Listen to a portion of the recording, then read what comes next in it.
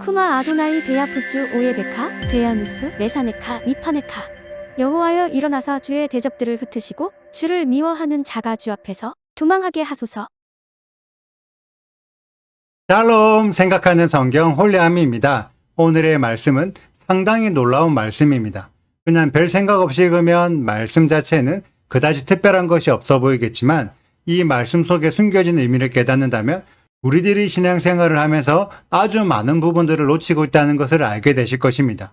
오늘의 말씀은 모세가 알려주는 율법을 배우는 노하우에 대한 내용인데 최대한 율법을 변질시키지 않고 오랫동안 지킬 수 있게 하는 최고의 비법입니다. 이 방법을 깨달아야 우리와 우리 다음 세대들의 신앙이 성경 안에서 똑바로 세워질 수 있습니다. 먼저 10절을 보면 모세가 이스라엘의 제사장과 장로들에게 매 7년 곧 면제년이 시작되는 초막절에 이스라엘의 모든 백성들을 모아놓고 율법의 말씀을 낭독하여 들려주어라고 명령합니다. 이때의 면제년은 농사를 짓지 않는 안식년으로 이스라엘 백성들은 열심히 6년 동안 농사를 짓지만 안식년인 면제년에는 농사를 짓지 않기 때문에 시간적 여유를 가지고 마음의 평안이 풀어지는 시간입니다. 그래서 면제년에 율법의 말씀이 낭독되면 다른 애들보다 훨씬 느긋하고 편안하게 율법을 배울 수 있습니다.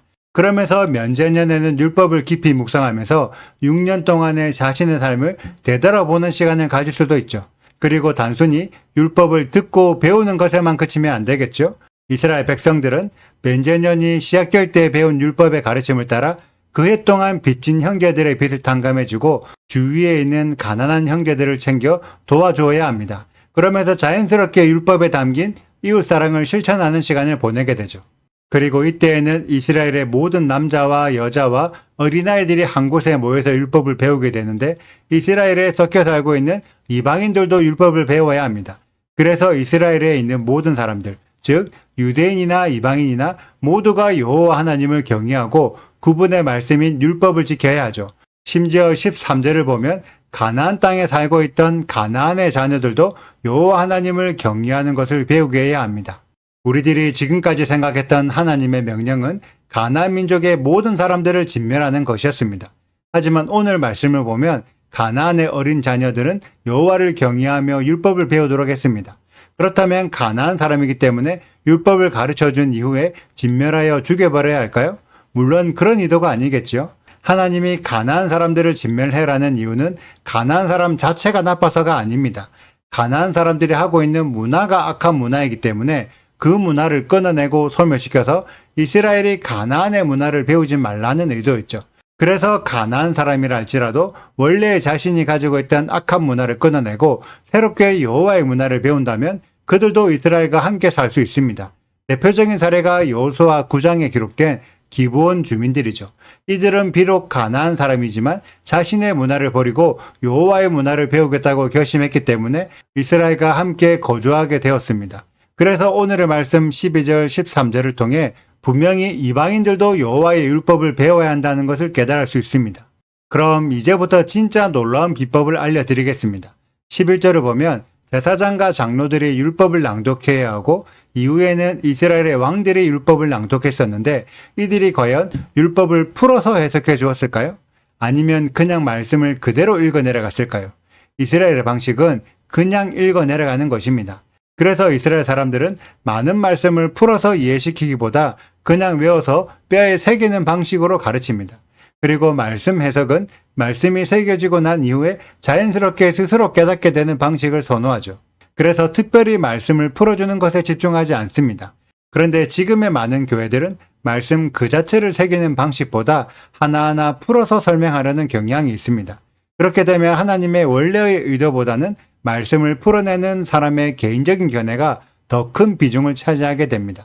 그래서 똑같은 말씀을 누가 어떻게 풀어내느냐에 따라 전혀 다르게 해석될 수도 있습니다.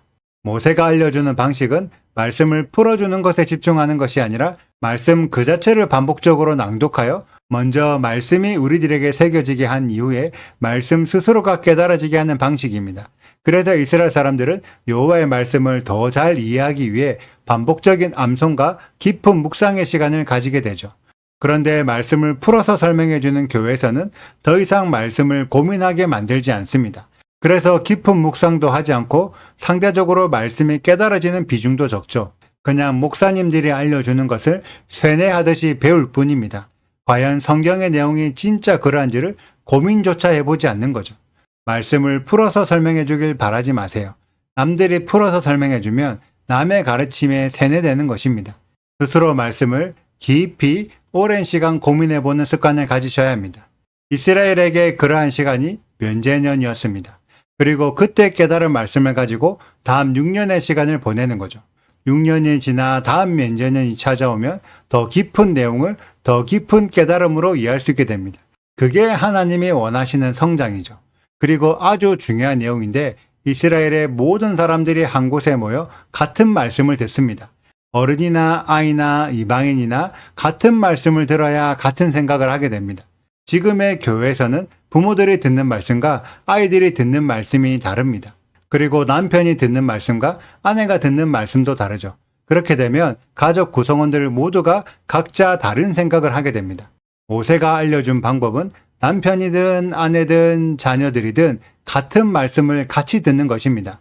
그러다가 아이들이 이해하지 못하면 부모가 아이들에게 다시 알려주면 되는 거죠. 각자가 다른 말씀을 들으면 서로의 생각이 다르기 때문에 알려주는 것도 힘들게 됩니다. 그 결과가 지금 교회들의 다음 세대의 비율입니다. 교회 안에 청년들과 청소년들이 없죠. 왜냐하면 가정 안에서도 서로 소통이 안 되는데 더 많은 꼰대 어른들이 모여있는 교회에 오고 싶을까요? 같은 말씀을 같이 들어야 그때부터 소통할 수 있습니다. 그래서 모세가 알려주는 방법은 남편이든 아내든 자녀이든 이방인이든 심지어 이스라엘의 대적이랄지라도 같은 말씀 안에서 다 함께 여호와를 경외하기 때문에 율법이라는 큰 질서 안에서 모두가 하나 될 수 있습니다. 지금의 많은 교회들이 아주 오랜 시간 다음 세대들을 위해 기도해 왔습니다. 이제는 그러한 기도할 시간에 부모와 아이들이 다 함께 같은 말씀을 읽어보세요. 그리고 굳이 말씀을 해석하여 알려주려고 하지 마세요. 그냥 말씀을 읽어 내려가기만 하면 됩니다. 그러한 시간을 몇 년 동안 보낸다면 어느 순간 남편과 아내, 부모와 자녀 간의 소통이 되고 있다는 것을 깨닫게 되실 것입니다. 이것이 모세가 알려주는 가나안 땅에서 이스라엘 공동체 모두가 다 함께 율법을 지키는 노하우입니다. 부디 이 말씀을 깨달아서 작게는 가정에서 크게는 교회 안에서 모두가 같은 마음으로 소통하게 되는 우리 홀리아미 가족들이 되시기를 축복합니다. 오늘의 영상은 여기까지입니다. 오늘의 말씀 읽으시고 질문이 있으시다면 언제든지 댓글로 남겨주세요. 오늘도 감사합니다. 샬롬! 모세가 그들에게 명령하여 이르기를 며칠 연 끝에 곧 면제년의 초막절에 온 이스라엘이 내 하나님 여호와 앞 그가 택하신 곳에 모일 때에 이 율법을 낭독하여 온 이스라엘에게 듣게 할지니 곧 백성의 남녀와 어린이와 내 성읍 안에 거류하는 타국인을 모으고 그들에게 듣고 배우고 내 하나님 여호와를 경외하며 이 율법의 모든 말씀을 지켜 행하게 하고 또 너희가 요단을 건너가서 차지할 땅에 거주할 동안에 이 말씀을 알지 못하는 그들의 자녀에게 듣고 내 하나님 여호와 경외하기를 배우게 할지니라. 구독과 좋아요를 눌러주세요. 그리고 알림 설정도 해주시고요. 사랑과 관심 부탁드려요. 슈바 아도나이 리베보트 할레페 이스라엘 여호와여 이스라엘 천만인에게로 돌아오소서.